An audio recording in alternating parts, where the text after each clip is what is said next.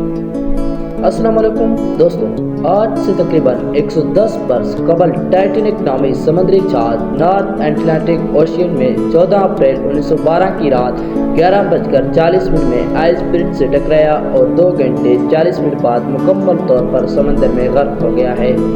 Titanic पर सवार 2224 मुसाफिरों में से 1500 से ज़ायद की मौत हो गई है।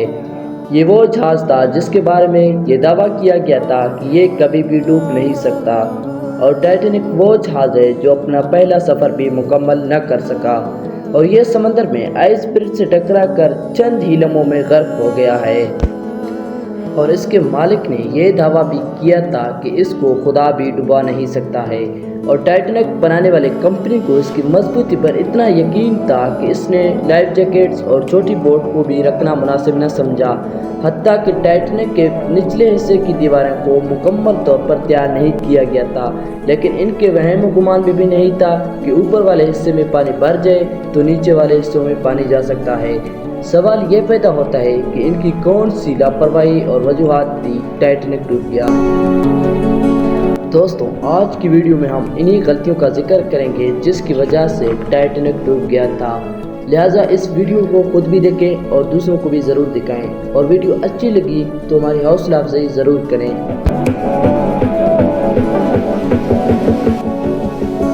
आओ चलो वीडियो की तरफ। दोस्तों, टाइटैनिक का मालिक का नाम जेफ ब्रूस था, जो कि व्हाइट स्टार लाइन की कंपनी का प्रेसिडेंट था।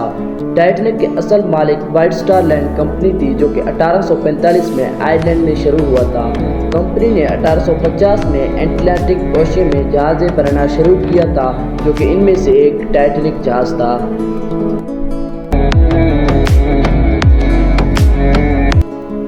टाइटैनिक दुनिया की सबसे बड़ी जहाज़ थी। टाइटैनिक अपने वक़्त का सबसे बड़ी और तेज़ जहाज़ थी। टाइटैनिक की लंबाई 882 फुट, चौड़ाई 92 फुट थी। टाइटैनिक की स्पीड 21 नॉट थी, जो कि 24 मील पर आवर के बराबर है। टाइटैनिक की हाइट 175 फुट थी, जो कि 17 स्टोरी बिल्डिंग के बराबर है। टाइटैनिक में 20 लाइफ बोट्स थी, जो कि सिर्फ 1178 लोगों को बचाया जा सकता था। टाइटैनिक की कीमत $7.5 मिलियन थी, जो कि आज के वक़्त में $230 मिलियन के बराबर है। टाइटैनिक की तामीर में 26 महीने लगे थे। टाइटैनिक की शुरुआत 13 मई 1911 को हुआ था। टाइटैनिक ने अपना पहला समुद्री सफ़र 10 अप्रैल 1912 को शुरू किया था। टाइटैनिक के डूबने के बाद 1503 लोगों की जानें गई। टाइटैनिक डूबने के बाद लाइफ बोट्स में सिर्फ 705 लोगों को बचाया गया। टाइटैनिक के डूबने के बाद एक जांच की गई है, जिसमें पता चला कि आइस ब्रिज के टकराने के बाद लाइफ बोट्स के इस्तेमाल नहीं किया गया था। आइस ब्रिज से टकराने के बाद इसके होल में खराबी। टाइटैनिक के क्रू मेंबर ने आइस ब्रिज के वार्निंग सिग्नल को इग्नोर किया था, जिसकी वजह से इसने आइस ब्रिज से टक्कर खा लिया।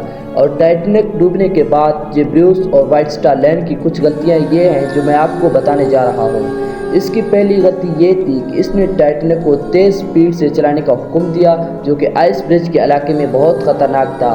दूसरी गलती ये थी कि इसने लाइफ बोट्स को अपने साथ रखना मुनासिब न समझा, जो कि टाइटैनिक के सारे पैसेंजर और क्रू को बचाने के लिए काफ़ी न थी।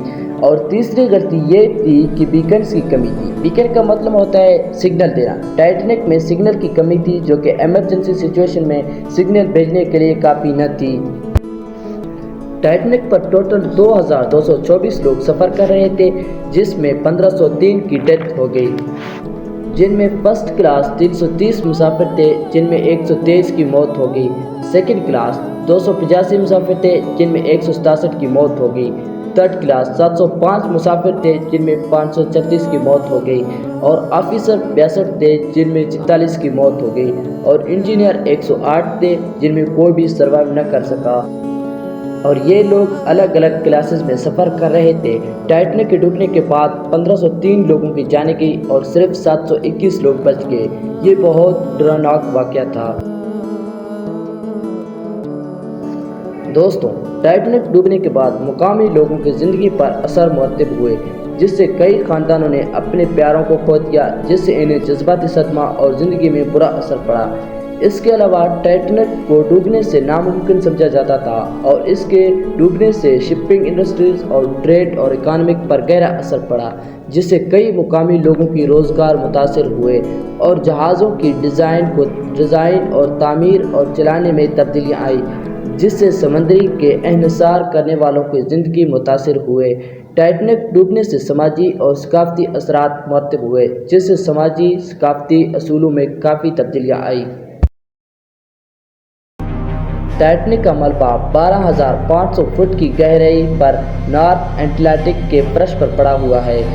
ملبہ 1 دسمبر 1985 کو ڈاکٹر رابرٹ بلائٹ کی قیادت میں فرانسیسی امریکی مہم نے دریافت کیا تھا۔